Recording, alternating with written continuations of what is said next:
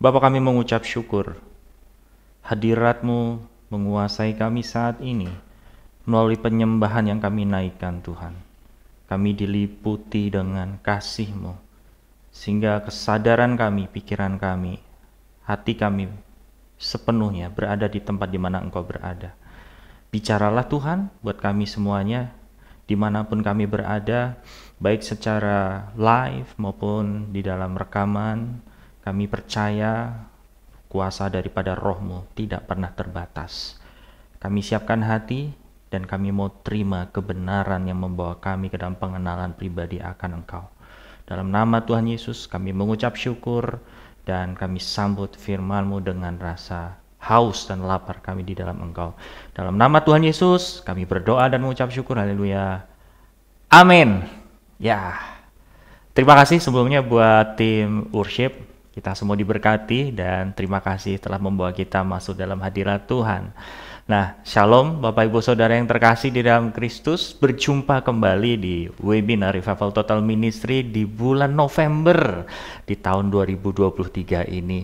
Di mana bulan ini dan webinar kali ini adalah webinar terakhir, tapi bukan untuk selama-lamanya, hanya untuk tahun ini saja. Karena setelah ini kita akan berjumpa di acara Rednas 2023. So, saya sangat rindu sekali, saya sangat excited untuk menanti-nantikan Rednas karena ini baru pertama kita mengadakan secara hybrid, di mana kita bisa onsite dan Bapak Ibu Saudara yang terbatas, mungkin jaraknya terlalu jauh, Anda juga bisa mengikuti secara online. Nah, kita akan masuk di dalam satu tema untuk bulan ini sebagai penghujung. Kita membahas selama 1 tahun, kita banyak beberapa tema yang bertujuan sebetulnya supaya Bapak Ibu Saudara menangkap isi hati Tuhan dan mulai bergerak dengan pimpinan Roh Kudus. Ya. Kita akan bicara tentang zona nyaman. Maksud saya, zona iman. Karena di dalam tulisan sengaja saya coret nyamannya karena apa? Ini menjadi satu pembahasan juga yang saya akan sampaikan, saya akan bagikan buat saudara semua. Sebab lawan daripada iman adalah ketakutan, oke? Dan lawan daripada kita bergerak adalah kita nggak mau bergerak atau kita terdiam saja, saudara. So, seperti tadi saya bilang, selama 1 tahun ini, 2023 kita membahas sebetulnya bicara tentang tema ini, saudara. Di mana bertujuan supaya materi-materi atau webinar yang kita adakan itu membuat saudara dan saya sebagai gereja Tuhan itu bergerak dan melakukan kehendak Allah di bumi. Dan misinya untuk apa sih? Yaitu membangun saudara semua dan saya sebagai jemaat, sebagai gereja Tuhan untuk apa? Melakukan amanat agung. Itulah kenapa kita bicara tentang karunia Roh Kudus, kenapa kita bicara tentang bagaimana kita coba hadir untuk jiwa-jiwa untuk melakukan amanat agung itu tadi. Ya, dan saya hari ini membahas satu tema yang tadi saya buka di depan, yaitu zona iman. Kenapa? Masalahnya ini, saudara. Pertanyaannya, apakah kita betul sudah bergerak di tahun ini? Bergeraknya tentu untuk melakukan kehendak Tuhan. Bergeraknya tentu untuk kepentingan kerajaan Allah. Kenapa? Kadang kita tidak mau bergerak. Kenapa? Kadang kita stuck di dalam titik tertentu. Penyakit terbesarnya itu di sini, yaitu kenyamanan. Ya, ini adalah penyakit lintas generasi. Kalau generasi milenial atau generasi Gen Z atau Alpha dan seterusnya nanti mungkin kata mager ini menjadi satu alasan orang susah untuk bergerak, susah untuk bahkan menjalani panggilan hidupnya, saudara. Nah, saya kasih satu gambar ini buat saudara lihat, ya.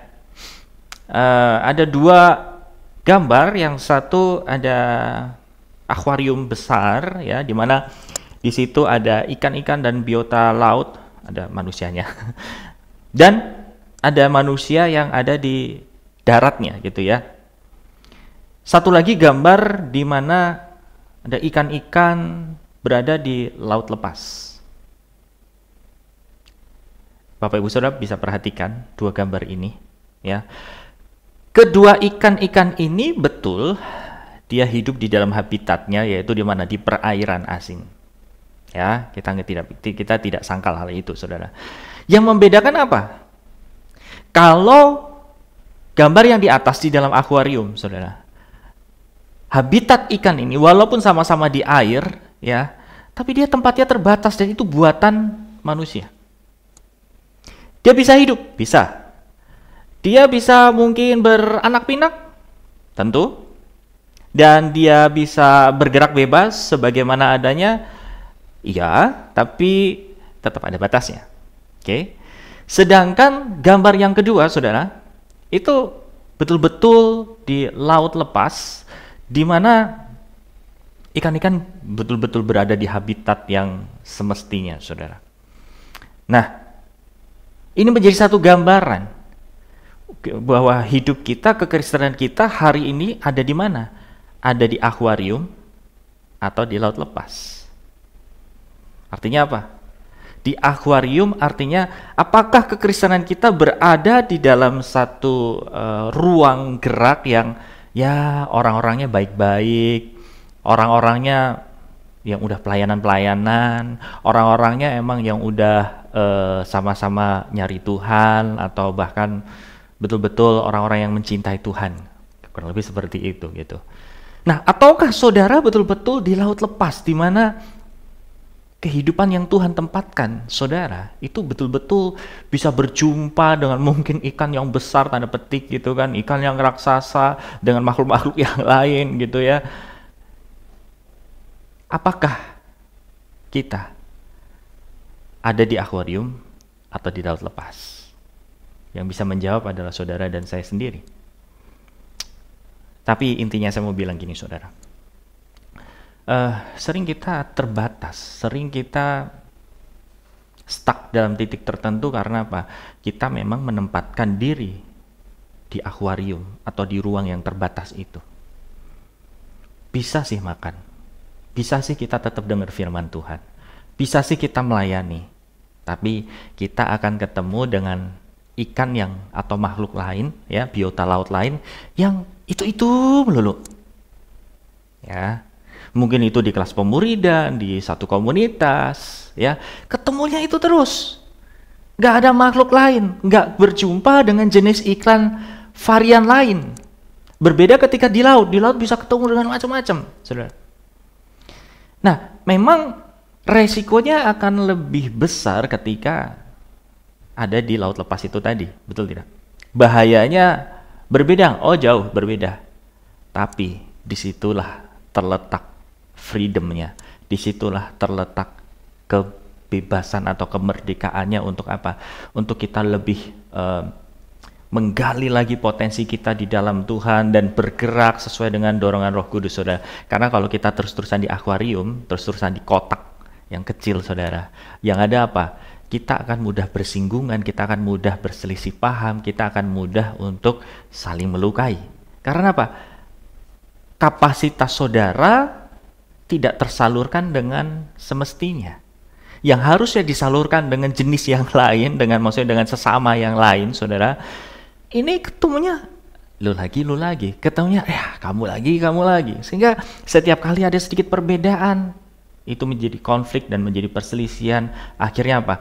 Pergerakan kita harusnya lari kencang, kita terus berhenti untuk ngurusin luka-luka di dalam hati kita, ya, yang terluka dengan sesama pelayan ini tadi. Nah, saya coba buka dari analogi ini, saudara, karena kita akan bicara banyak tentang zona nyaman dulu sebelum kita masuk ke zona iman. Nah, sebetulnya apa sih yang membuat kita masuk ke dalam zona nyaman? Saya menulisnya ada 3. Mungkin kalau saudara punya lebih dari 3 ya silahkan gitu ya. Tapi ini yang menjadi masalah besarnya. Yang pertama, kenapa kita stuck di titik tertentu? Kenapa kita terjebak di dalam zona nyaman? Karena kita merasa cukup. Atau bahkan, ya udah deh, Saya di ministry ini, saya di kelompok ini, saya di komsel ini, saya di kelas pemuridan ini cukup kok. Saya diajar sama Pak Agus, Pak Anton, Pak Gideon, Bu Eni, Pak Doni, Mas Rajimin, dan mungkin pengajar lainnya, saudara. Cukuplah di sini. Daripada ke tempat yang lain, aku tidak mendapatkan yang jauh lebih mungkin memberkati menurut Anda gitu ya. Nah, kita terjebak di dalam satu titik, kita merasa cukup. Padahal saudara, kalau kita mau bertumbuh, Tuhan bisa pakai dengan segala cara, dan Tuhan bisa tempatkan siapa dan kita dimanapun berada untuk apa? Mengalami pertumbuhan itu. Amin. Yang pertama itu, saudara. Yang kedua, ketidakpastian. Ya, mungkin buat semua orang, termasuk saya, sesuatu hal yang tidak pasti itu enak nggak? Ya, ada beberapa hal yang pokoknya segala sesuatu yang nggak pasti, ngapain sih kita lakukan kan gitu ya. Tapi bukan itu maksud saya, tapi lebih kepada ketika kita melihat sesuatu yang tidak pasti, kita cepat untuk mundur, kita cepat untuk menyerah, kita cepat untuk, ya udah deh, daripada yang nggak pasti, yang lebih baik ngerjain yang pasti-pasti aja deh. Saudara, kalau kita bicara tentang iman, kalau kita bicara tentang satu terobosan, kita bicara tentang membangun satu pergerakan, membangun satu revival, saudara, membangun sesuatu hal yang baru. Nggak selamanya sesuatu yang baru itu diminati oleh banyak orang. Apakah setuju dengan saya? Kita lihat, saudara, transportasi online di awal-awal, kita tahu bentrokannya begitu kuat, begitu keras ya di luar sana.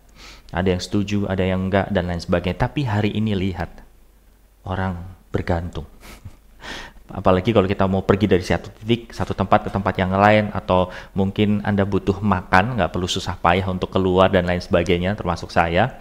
Ya, tapi untuk menerima sesuatu yang baru itu, saudara, kita kadang mikir dulu, ini bener nggak kalau saya pesan lewat transportasi online? Bener nggak ini orangnya? Apakah bahaya nggak? Apakah aman saya sampai nanti di tempatnya dan lain sebagainya? Sama seperti ketika Anda membangun satu revival, satu pergerakan yang baru, saudara. Anda ketemu dengan orang-orang yang baru, jiwa-jiwa baru, saudara. Ketika Anda keluar dari kelas pemuridan yang biasanya, masuk ke jiwa-jiwa baru, kok dia masih ngomonginnya soal berkat ya? Dia ngomonginnya soal masalah ini ya, itu ya, ini ya. Ya begitulah adanya, saudara. Makanya tidak banyak orang bisa sepakat atau survive di dalam ketidakpastian ini. Nah, yang ketiga adalah apa? Ketakutan. Nah, kalau mau didefinisikan, saudara, banyak. Tapi di sini saya coba spesifiknya, takut dinilai orang. Nggak mau bergerak, nggak mau mulai karena apa? Nanti kalau saya berdoa nanti dijudge, nanti dihakimi, nanti dikatain, wah kok saya nggak rohani ya, saya kurang rohani ya, saya kurang sakti ya, atau mungkin alasan lain ya, saudara. Yang berikutnya adalah takut kondisinya berubah. Artinya apa? Nanti kalau saya ikut atau mulai kelas baru di sana, saya nggak ketemu lagi ibu ini, bapak ini, saudara ini yang, dia baik, dia selalu ngerti saya. Takut lingkungannya berubah, atau bahkan takut kehilangan, saudara. Nah, ini yang mencakup alasan kita kenapa kita sering terjebak di dalam zona nyaman. Ya, saya mau bilang begini, Bapak Ibu sekalian. Ketika saya merenungkan kebenaran firman, satu kalimat ini terlintas kuat di dalam benak saya, di dalam hati saya, mendobrak dengan kuat perasaan saya. Di mana letak ketakutan terbesarmu? Sebetulnya disitulah kamu memegang sesuatu dengan erat selain siapa? Tuhan. Coba, takutnya di mana? Takutnya dinilai orang, misalkan gitu. Artinya apa? Kita memegang erat identitas kita, jangan sampai digoyah. Jangan sampai nanti dinilai ini, dinilai itu, dan lain sebagainya. Padahal kebenarannya adalah identitas kita setelah kita terima Yesus sebagai Tuhan dan Juru Selamat. Kita adalah anak Allah yang dikasihi oleh Bapa kita di surga. Apa yang Bapa punya, kita punya. Tapi ketika kita takut, identitas kita goyah. Kita milih nyaman. Kita nggak mau keluar dari sarangnya kita, saudara. Dan mungkin banyak hal alasannya yang bisa menjawab dan menemukan adalah Bapak Ibu Saudara sendiri. Tapi coba Anda renungkan, ketika Anda takut sesuatu di dalam hidup saudara, itu artinya ada sesuatu yang Anda cengkram. Ada sesuatu yang Anda pegang dan yang pasti itu yang Anda pegang bukan Tuhan. Tapi rasa takut itu. Ya. Oke, sama-sama kita bertobat, saudara. Untuk menjelaskan ini semua, saya akan menjelaskan dari kisahnya siapa? Abraham. Ya, kisah Abraham sebagai bapak orang beriman, saudara. Nah, kita tahu siapa sih Abraham. Abraham sebelum dia menerima janji Tuhan namanya siapa? Abram. Ya, dia tinggal di Ur Kasdim. Ya, Ur Kasdim itu adalah satu daerah, satu tempat, satu kota yang punya peradaban yang udah tinggi. Ya, kurang lebih kalau di zaman sekarang, saudara, Ur Kasdim ini adalah kota besar, gitu ya. Contohnya misalkan entah di Jakarta, Surabaya, Bandung, ya, di mana kita bisa mengakses segala sesuatu, oke, dan modern dan lain sebagainya. Tapi pada satu saat Abraham ketika dia termenung, dia melihat bintang, dia bertanya-tanya di dalam hatinya, siapa sih sebetulnya menciptakan semesta ini?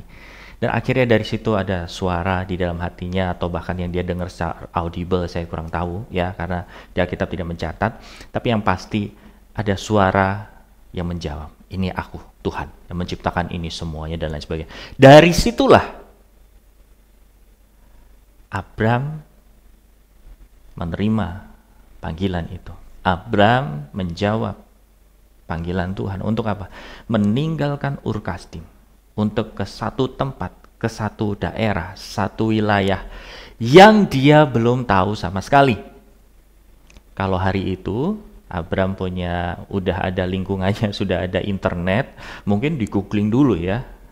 Saya punya kebiasaan begitu, saudara. Kalau mau pergi ke satu tempat, saya akan pelajari tempat area di mana saya mau akan datangin. Paling tidak ya, saya tahu kalau saya nanti makan, medannya seperti apa, ya apa yang saya perlukan, butuhkan, saya udah ready. Dimanapun. Bayangkan kalau Abram zaman dulu ada itu, mungkin ya bisa mencari tahu, oh tanah perjanjian Kanaan itu seperti ini. Tapi sayangnya itu tidak ada. Oke, tapi gini saudara, ketika Abram mendapat panggilan itu, saudara, dia nggak banyak protes, dia nggak banyak bertanya, tempatnya kayak apa ya? Di sana kamar mandinya jongkok atau duduk? Di sana kamar mandinya bersih atau enggak? Enggak. Di sana nanti saya bisa dapat AC atau enggak? Enggak, saudara. Abraham betul-betul, oke, ya udah, dia pulang, dia ajak segenap keluarganya. Yang harusnya dia sama istrinya, dia sama Sarah. Sarah ya, waktu belum dapat janji Tuhan. Tapi apa yang terjadi? Dia ajak bapaknya dan dia ajak keponakannya dan dia meninggalkan Ur Kasdim. Ya. Sampai akhirnya apa, saudara? Tetap juga di satu tempat namanya Haran, akhirnya terpisah Abram dengan bapaknya. Bahkan di satu daerah lagi, Abram juga terpisah sama keponakannya. Jadi ini menjadi satu penggenapan bahwa yang disuruh keluar dari Ur Kasdim ke tanah perjanjian adalah siapa? Abram bersama dengan Sarai. Akhirnya apa? Terjadi juga seperti itu. Tapi saya mau bilang saudara, ya, saya punya catatan, izinkan saya membaca. Nah, saya punya satu catatan, saudara. Orang yang terjebak dalam zona nyaman sama halnya kita sedang mengkebiri kuasa dan kehidupan Allah dalam diri kita. Dengan kata lain, dengan kebatuan, ya, dengan keras hati kita itu sebetulnya sombong. Nah, salah satu ilustrasi kisah panggilan ini terjadi dalam kehidupannya Abraham tadi, saudara. Bayangkan Abraham harus meninggalkan keluarga besarnya dan negerinya ke tempat asing di mana dia belum pernah lihat sama sekali. Kalau kita renungkan, saudara, ini bukan satu pekerjaan yang mudah buat kita, betul? Sebab apa? Kalau kita bicara rumah, Rumah adalah satu tempat yang paling nyaman dan aman bagi kebanyakan orang, betul ya? Kemanapun kita pergi, betapapun menariknya tempat yang kita kunjungi, pada akhirnya kita memilih untuk pulang ke rumah. Di rumah ada keluarga yang menerima kita dengan segala kelebihan dan kekurangan kita. Kita merasa nyaman di rumah yang segala sudut-sudutnya kita kenali. Ketika kita membutuhkan ketenangan, kita tahu kemana kita akan pergi. Pada masa Abraham, rumah bukan sekedar tempat tinggal bersama, tapi bersama keluarga di rumah ada masalah survival. Artinya apa, saudara? Ini menjadi satu bukti buat kita semua, buat saya juga. Kalau udah pergi ke satu tempat, let's say ambillah mungkin pelayanan ke NTT atau ke daerah lain, saudara, itu adalah tempat yang dimana secara kesukaan, secara kehidupan saya suka dengan alam-alam, saya suka dengan adventure, ya. Atau let's say kita pergi ke Bali. Tapi seberapa lama kita tinggal di tempat yang kita suka, ada titik bosannya loh. Ya, mungkin kita menanti-nantikan, wah enak ya kali ya tinggal di Switzerland, tempat yang indah, yang dingin. Tapi coba, sebulan, 2 bulan, tinggal monoton di sana. Anda nggak punya kegiatan, Anda tidak mengerjakan satu panggilan hidup, bosan. Mungkin kalau sekarang, nggak mungkin, saya pengen, saya bisa. Oke. Tapi kalau kita coba, saudara, pasti struggling juga, bergumul juga. Itu juga saya hadapi. Ketika saya bermimpi, saya melangkah ke satu tempat dan saya stay di sana lebih daripada seminggu, taruhlah 2 minggu. Itu jiwa saya sudah bosan.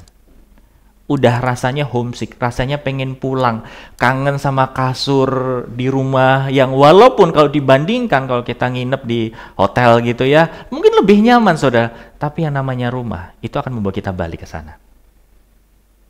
Sama persis dengan kenyamanan kita, saudara. Kenapa kita memilih zona nyaman? Karena apa?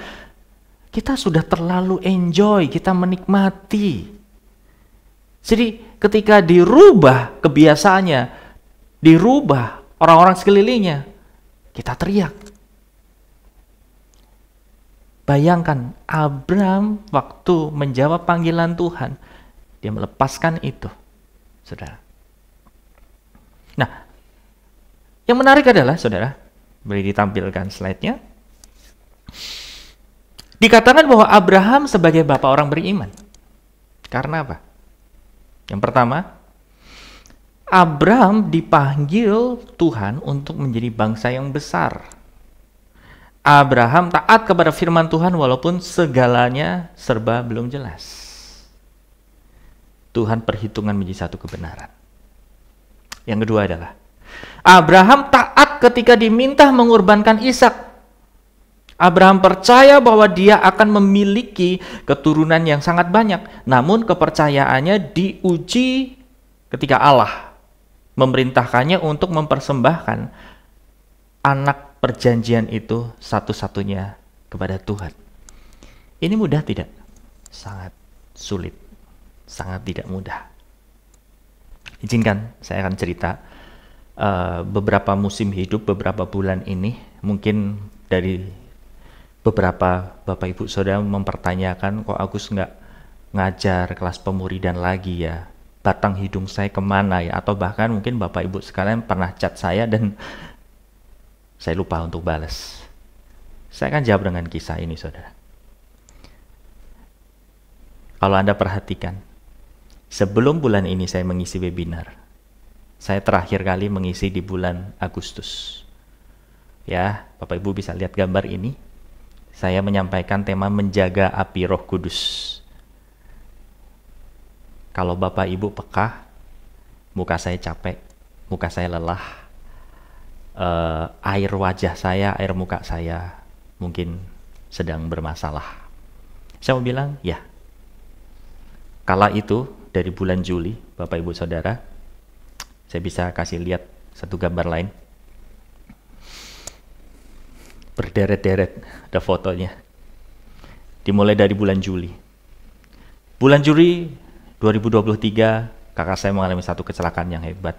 Dia mengendari motor dan lalu kepalanya terhantam sama truk. Akhirnya telinganya mengeluarkan darah, hidungnya mengeluarkan darah, ya ada pendarahan di kepalanya. Ketika saya mendengar kabar ini, waduh, kita bisa bayangkan kalau sudah terjadi pendarahan di kepala dan semua udah keluar kan bahaya ya saudara ya. Tapi puji Tuhan sama Tuhan, waktu saya, istri dan satu ponakan saya pergi ke Semarang, tinggal di Semarang, kami doakan dan kami support, kami dukung. Singkat cerita, sampai hari ini kakak saya selamat dan sudah beraktivitas seperti biasa. Nah, di waktu yang bersamaan saudara, bulan Agustus, dimulai sebetulnya dari bulan Juni, bulan Juli, istri saya itu mengeluh di bagian perut bawah. Dia mengalami masalah di rahimnya. Nah, saya ingat waktu itu saya ada pelayanan di Bandung bersama dengan tim. Ketika pulang hari Sabtu, hari itu juga di mana komunitas anak muda kita Joshua Generation melakukan fellowship, yaitu JGF. Dan kebetulan saya yang membawa materi itu. Jumat saya berangkat ke Bandung, Sabtu pagi saya bertolak dari Bandung supaya sampai Jakarta siang dan langsung ke JGF. Nah, waktu saya nyampe di Jakarta, saya nyampe di rumah, ternyata istri saya belum bangun dari tempat tidurnya. Dia merintih, dia kesakitan karena di bagian perut bawah itu seperti ngunci gitu ya, ngelok. Dia buat bangun aja sakit sekali. Itu momen di mana saya hancur hati, saudara, karena saya dilema. Satu sisi istri saya lagi kesakitan, tapi satu sisi saya buru-buru, ini saya yang khotbah. Teman-teman waktu itu bilang, Pak Anton nggak bisa. Billy bilang nggak bisa, tapi walaupun hadir, tapi karena spontan datang waktu itu, mendadak datang, saya kebingungan dan saya benar-benar dalam kondisi yang susah. Ini gimana ini gimana keadaan istri saya kesakitan begini. Akhirnya saya cuma berdoa, Tuhan kasih hikmat. Nah, akhirnya saya minta tolong sama orang tua di rumah, saya minta keluarga di rumah untuk tolong jaga. Kalau memang urgent dilarikan ke rumah sakit, saya mau pergi pelayanan dulu. Begitu selesai saya khotbah, saya langsung keluar, saya nggak sampai selesai. Dan itu saya lakukan saudara. Apakah saat itu perasaan saya dalam keadaan baik-baik saja ketika khotbah? Enggak. Itu hati saya menangis, tapi satu sisi saya harus mengerjakan tanggung jawab saya. Ya, tapi semua saya komunikasikan, tidak ada yang teriak satu sisi, dan teman-teman di dalam pelayanan juga bisa memaklumi hal itu. Tapi setelah itu saudara, saya bawa ke rumah sakit dan akhirnya diagnosa dokter bilang kalau solusinya cuma dua. Kalau mau sehat, angkat rahim, tapi kalau mau punya keturunan, perjalanannya panjang. Ya, perjalanannya panjang dan kesempatannya itu cuma 10% kalau dengan bayi tabung. Kondisi seperti itu membuat saya sama istri hancur hati. Dan pulang dari rumah sakit saudara, dokter ngasih satu surat untuk pengantar kami ke lab. Salah satu yang harus dites adalah apa? Namanya CA125. Itu Bapak Ibu kalau googling, itu adalah cancer ovarium. Ketika kami lihat itu, ketika kami mendengar itu, hati makin nggak jelas, perasaan nggak karuan, saudara. Di hari yang sama, tengah malam, di mana waktu dapat kabar itu dari rumah sakit, kami berdua nangis dan tengah malam sekitar jam 2 pagi sampai jam 4 ada telepon itu banyak sekali. Kakak saya yang tadi kecelakaan ternyata telepon saya, tapi saya tidak angkat karena handphone waktu saya tidur saya silent. Setelah bangun, saya telepon balik. Saya tanya kenapa. Dengan suara yang agak berat dia bilang saya susah tidur, perasaan saya kacau, ketakutan dan lain sebagainya. Saya mencium di situ, wah ini deket roh maut nih. Tapi kondisi saya lagi nggak baik-baik saja saudara. Saya juga dalam keadaan hatinya itu lagi teriris-iris dengan kondisi istri saya. Ketika kakak saya minta tolong doain, itu buat saya betul-betul nangis sejadi-jadinya di dalam hati saya. Karena apa? Tuhan, aku aja dalam keadaan yang kayak gini, dalam keadaan yang nggak baik-baik saja, tapi saya dimintain tolong untuk mendoakan orang. Akhirnya apa yang saya lakukan, saudara? Saya hanya tersungkur, sujud sama Tuhan. Saya cuma teriak, Tuhan tolong. Padahal seperti kita tahu, saudara, Anda ikut pemuridan bisa dapat knowledge, dapat pengertian yang dalam, dan itu membuat doa Anda bisa tanda petik gitu ya, sakti. Artinya saat itu benar-benar nggak bisa berdoa dengan kata-kata yang seperti biasa. Saya cuma teriak, Tuhan tolong. Aku nggak tahu apa yang harus aku lakukan, tapi aku percaya Tuhan. Engkau penyelamat atas istri saya, Engkau penyelamat atas kakak saya. Akhirnya puji Tuhan, kondisinya kakak saya membaik, terus membaik. Dan sekarang saya harus ngurusin, waktu itu saya ngurusin istri saya. Nah, jujur waktu itu kami kecewa sama dokter di Jakarta, ya.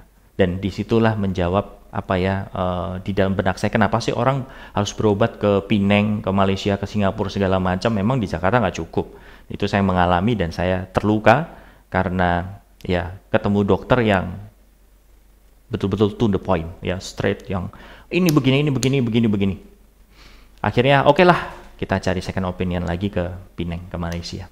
Dengan pertolongan Tuhan, itu anugerah Tuhan kami terima, kami didukung orang-orang yang sayang sama kami, ya didoakan, bukan hanya didoakan, dibantu bahkan secara materi segala macam. Akhirnya singkat cerita, kami urus kepergian kami ke Penang. Nah, H-1 sebelum kami berangkat ke Malaysia, papa mertua harus dilarikan ke rumah sakit ya, karena hasil tes darahnya trombositnya rendah.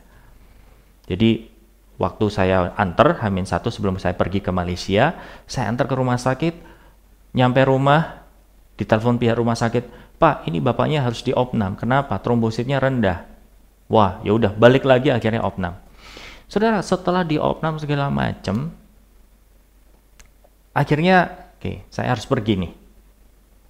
Malam itu juga kami harus packing, saya sama istri berangkat ke Malaysia.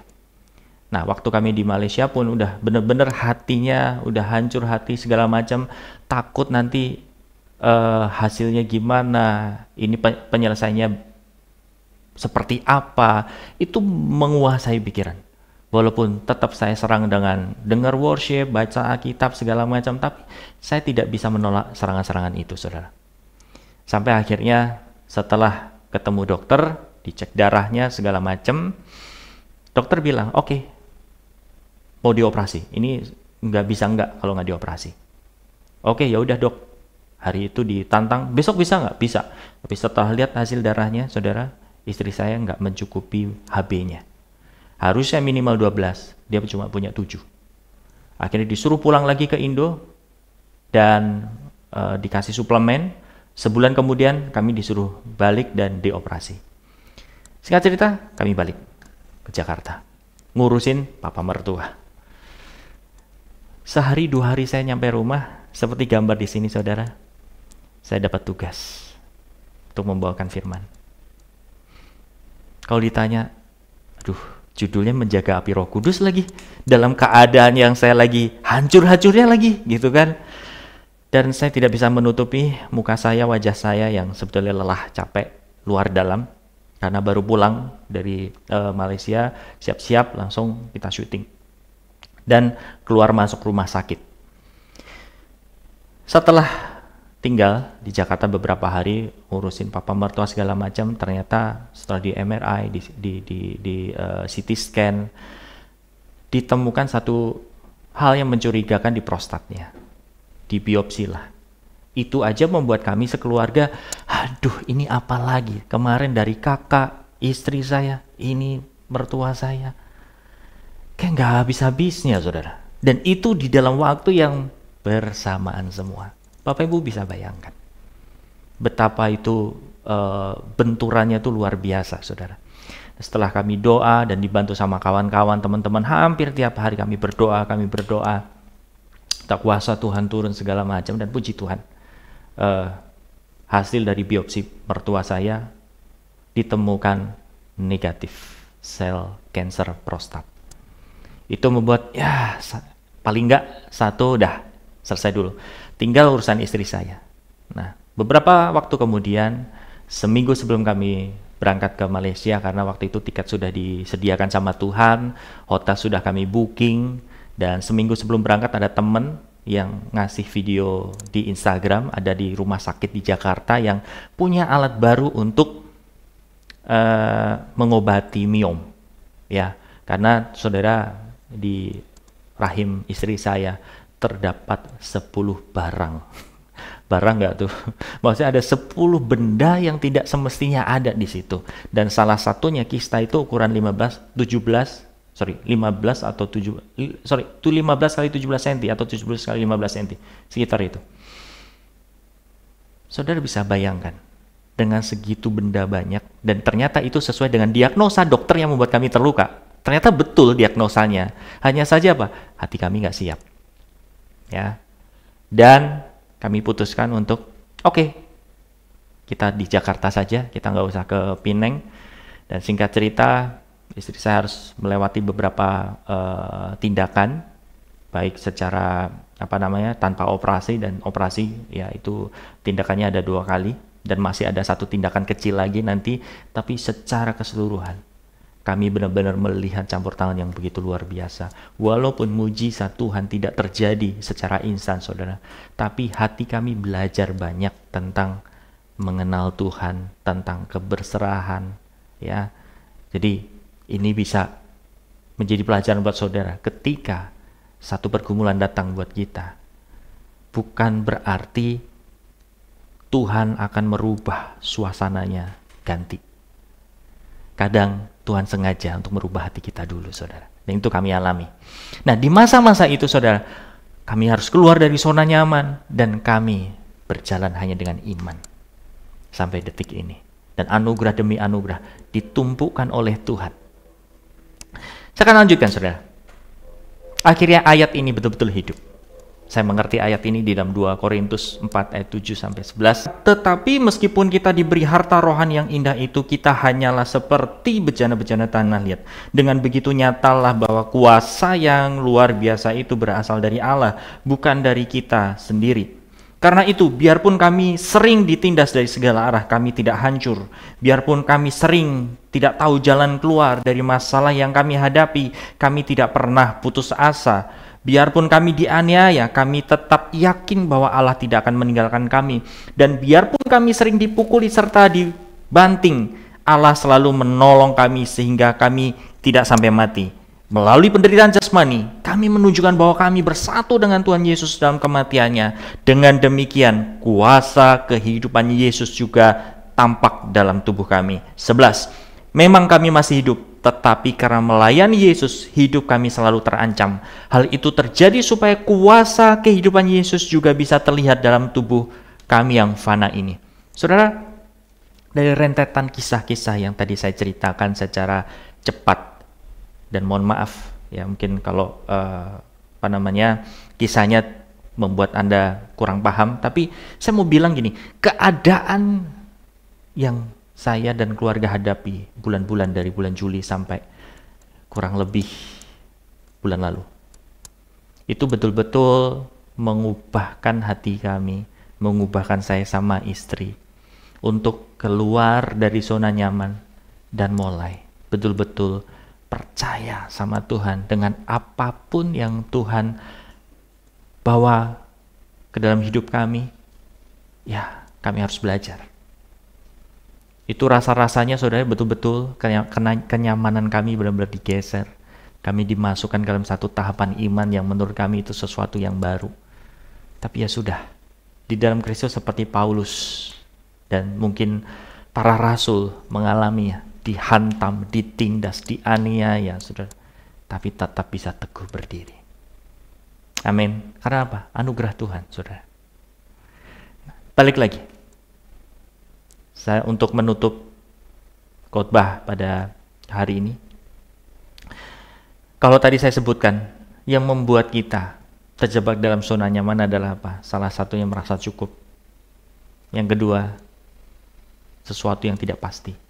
Yang ketiga, ketakutan. Solusinya adalah lawan dari itu semuanya. Jadi mulai hari ini, saudara, jangan lagi tertipu sama kebohongan iblis. Ya, tapi pegang kebenaran sebagai realitanya bahwa rasa cukup kita itu hanya kita temukan dari kasih-Nya Bapa. Dan oleh karena anugerahnya saja, kita bisa bilang cukup. Ya, jadi perjalanan hidup kita jangan pernah berhenti. Jangan pernah puas. Oh, saya sudah pelayanan. Oh, saya sudah habis buku 1 sampai 13. Oh, saya sudah mulai ketemu sama jiwa-jiwa yang saya muridkan, bahkan mentorin 1-2 orang. Saya mau bilang, nggak cukup. Tuhan akan perbesar kapasitas saudara semua. Amin. Yang kedua,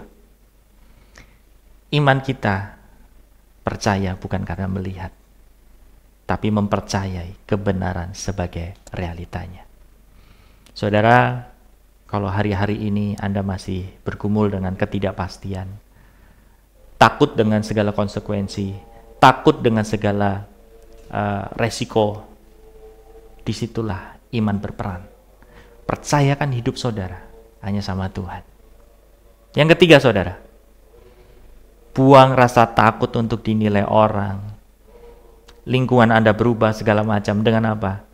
Memegang kebenaran bahwa identitas kita sudah diubahkan menjadi anak Allah saat kita terima Yesus sebagai Tuhan dan Juru Selamat. Apapun yang menjadi penilaian orang, apapun yang mungkin menjadi fitnahan orang, apapun yang menjadi kata-kata yang negatif dari orang kepada kita, itu nggak akan ngubah siapa kita di hadapan Tuhan. Amin. Saya percaya dengan demikian kita akan siap kalau Tuhan geser kita, pindah dari zona nyaman ke zona iman. Sebagai ayat terakhir, saya akan bacakan di dalam Efesus pasal yang kedua ayat 10. Karena kita ini buatan Allah, diciptakan dalam Kristus Yesus untuk melakukan pekerjaan baik yang dipersiapkan Allah sebelumnya. Ia mau supaya kita hidup di dalamnya. Perhatikan saudara, kalau kita nggak pernah keluar dari zona nyaman, kita mustahil melakukan kehendak Tuhan yang Dia sudah persiapkan. Jati diri kita, nature kita, alamiahnya kita diciptakan dalam Kristus Yesus untuk apa? Melakukan pekerjaan yang baik yang sudah dipersiapkan sebelumnya. Artinya apa? Kita akan dibawa ke satu perjalanan yang mungkin baru buat kita. Kita akan dibawa dalam perjalanan yang mungkin kita kurang siap. Tapi sediakan hati untuk berjalan dengan iman bersama-sama dengan Tuhan Yesus. So, saya mengundang Bapak Ibu Saudara, kalau mau tahu, pengen tahu lebih banyak tentang kebenaran firman ini, akan banyak dikupas nanti di Retnas. Sekaligus saya promosi dong. Bagi saudara yang belum daftar, segera daftarkan diri Anda. Karena masih ada peluang untuk Anda bisa join baik secara online maupun onsite. Karena kita akan membahas tentang tuaian besar. Nah, kita bisa menuai besaran bersama dengan Tuhan kalau kita hidup dalam zona iman. Amin. Tuhan Yesus memberkati dan kita mau berdoa. Bapa, kami mengucap syukur untuk firman-Mu yang memerdekakan kami. Buat hari ini kami keluar dari zona nyaman. Tempatkan kami dalam zona iman, supaya kami benar-benar mengerti pribadi-Mu yang maha kuasa, pribadi-Mu yang maha besar. Oleh karena anugerah-Mu Tuhan, kami dimampukan. Kebenaran-Mu biarlah jadi realita buat hidup kami. Terima kasih Bapa, Tuhan Yesus dan Roh Kudus. Datanglah kerajaan-Mu, jadilah kehendak-Mu di dalam hidup kami, di dalam keluarga kami, di dalam pelayanan kami, di kota kami, di bangsa kami Indonesia, sama seperti yang di surga. Terpujilah Engkau Tuhan. Hanya di dalam nama Tuhan Yesus, kami sudah berdoa dan mengucap syukur. Haleluya. Amin. Tuhan Yesus memberkati.